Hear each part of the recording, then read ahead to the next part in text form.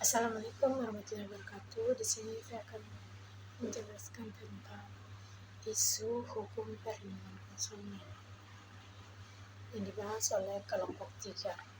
Yang pertama, tentang perlindungan konsumen.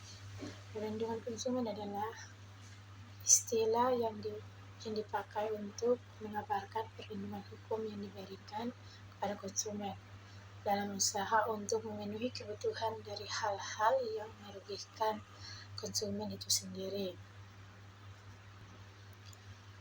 Berdasarkan ketentuan pasal 1 angka 1 UU PK disebutkan bahwa perlindungan konsumen yaitu segala upaya yang menjamin adanya kepastian hukum untuk memberikan perlindungan kepada konsumen.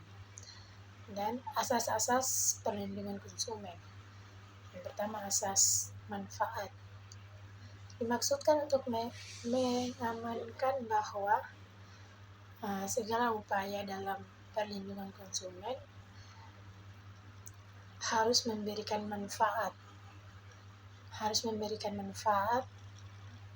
sebesar-besarnya bagi kepentingan konsumen dan pelaku usaha secara keseluruhan. Di dalamnya meliputi asas keamanan dan keselamatan konsumen. Kedua, asas keadilan di mana dimaksudkan agar partisipasi seharusnya rakyat dapat diwujudkan secara maksimal dan memberikan kesempatan kepada konsumen dan pelaku usaha untuk memperoleh haknya dan melaksanakan kewajiban secara adil.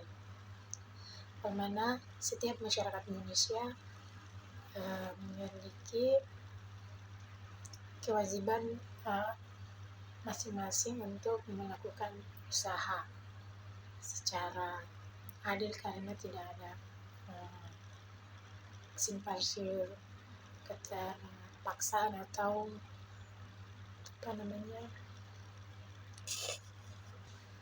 agar terjadinya keadilan.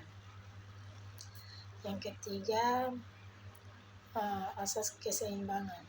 Dimaksudkan untuk memberikan keseimbangan antara kepentingan konsumen, pelaku usaha, dan permintaan dalam arti material maupun spiritual. Jadi asas keseimbangan itu yaitu seorang konsumen mendapatkan kepuasan dari hasil produk yang dia beli, sedangkan seorang pelaku usaha mendapatkan mahar atau bayaran sesuai. Terus yang keempat, asas kepastian hukum. Dimaksudkan agar baik pelaku usaha maupun konsumen menaati hukum dan memperoleh keadilan dalam menyelenggarakan perlindungan konsumen, serta negara menjamin kepastian hukum, di mana harus ada kepastian hukum agar setiap pembeli atau konsumen atau pelaku usaha menaati peraturan yang sudah ditetapkan oleh hukum dalam melakukan suatu usaha. Jadi perlindungan konsumen dalam Undang-Undang PK bertujuan yang pertama untuk meningkatkan kesadaran, kemampuan, dan kemandirian untuk diri sendiri. Dan yang kedua, meningkatkan harkat dan martabat konsumen dengan cara menghindarkan diri dari akses negatif pemakaian barang dan jasa. Dan yang ketiga, untuk meningkatkan pemberdayaan konsumen dalam memilih, menentukan hak-haknya. Yang keempat, menciptakan sistem perlindungan konsumen dengan unsur kepastian hukum dan keterbukaan informasi dan akses untuk mendapatkan informasi tersebut. Kelima, menumbuhkan kesadaran pelaku usaha mengenai pentingnya perlindungan konsumen sehingga tumbuh sikap yang jujur dan bertanggung jawab dalam berusaha, seperti tidak ada terjadinya penipuan dalam harga maupun barang karena ada kepastian dalam hukum.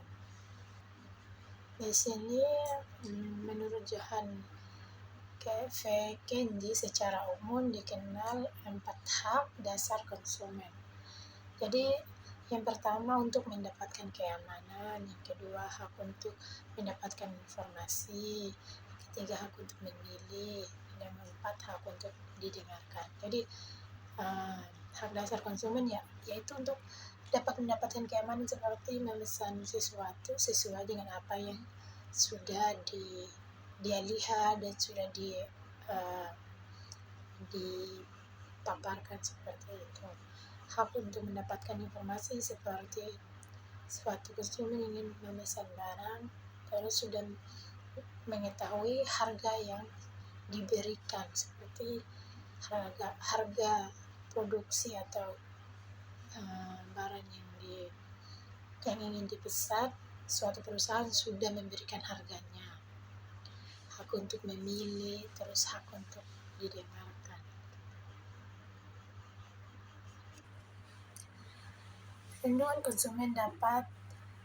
Perlindungan konsumen terhadap makanan kadaluarsa. Setiap pelaku usaha yang mengedarkan makanan yang sudah kadaluarsa wajib bertanggung jawab secara mutlak atas kerugian yang ditimbulkan karena hal tersebut merupakan suatu perbuatan yang melanggar hukum dan kepentingan umum. Berdasarkan makanan yang terbuat dari bahan-bahan yang kadaluarsa memang tidak lepas dari tanggung jawab pemerintahan sebagai pihak yang berwenang membuat peraturan. Jadi perlindungan konsumen terhadap makanan kadaluarsa agar tidak beredarnya makanan yang sudah kadaluarsa tapi masih dipasarkan begitu. Jadi yang menikmati makanan kadaluarsa bisa menyebabkan sakit perut ataupun penyakit lainnya yang menyebabkan keparahan. Jadi dalam hal ini Undang-Undang Nomor 8 Tahun 1999 tentang perlindungan konsumen telah mengatur hal tersebut. Bentuk perlindungan konsumen dari produk panggang kadaluarsa ditunjukkan dari Undang-Undang Nomor 8 Tahun 1999 adalah ganti rugi berupa pengganti barang atau jasa yang sejenis atau setara nilainya, atau perawatan kesehatan atau pemberian santunan atau sesuai dengan ketentuan perundang-undangan. Jadi ada lagi perlindungan hukum terhadap konsumen terkait iklan yang menyesatkan. Iklan yang menyesatkan adalah suatu berita pesan yang mendorong, membujuk khalayak ramai mengenai barang atau jasa yang dijual, dipasang di dalam media massa seperti surat kabar atau majalah, namun isi beritanya yang disajikan belum diketahui kebenarannya. Dampak negatif yang ditimbulkan konsumen akan mengalami kerugian karena salah dalam memilih atau membeli barang atau jasa yang tidak sesuai dengan kondisi yang dijanjikan oleh pelaku usaha. Oleh karena itu, konsumen harus dilindungi hukumnya. Pertanggungjawaban pelaku usaha terhadap iklan yang menyesatkan terdapat dalam UU PK, khususnya terdapat dalam pasal 20 serta sistem pembuktiannya diatur dalam pasal 22 dan pasal 28. Prinsip pertanggungjawaban yang terdapat dalam UU PK adalah tanggung jawab secara langsung atau mutlak dan diatur. Jadi dalam pasal 7 sampai pasal 11 dan lebih tegas dinyatakan dalam pasal 19 ayat 1 UU PK.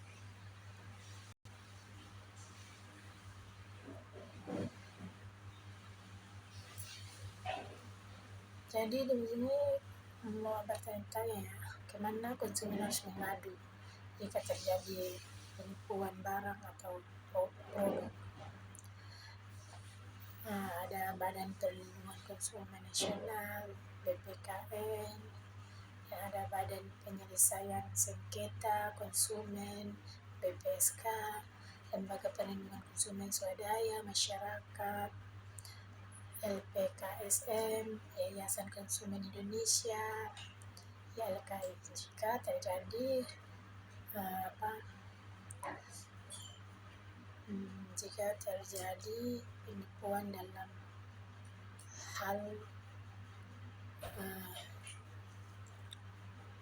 penjualan atau suatu perusahaan melakukan penipuan kepada seorang konsumen sehingga dia tidak mendapatkan sesuatu yang sudah sesuai sehingga dia tidak mendapatkan sesuatu yang sudah dia pesan atau dia bayar dengan sesuai dengan harganya, tapi hasilnya tidak membuat menyenangkan atau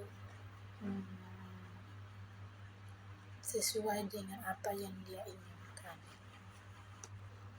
Jadi mungkin itu saja presentasi singkatnya. Assalamualaikum warahmatullahi wabarakatuh.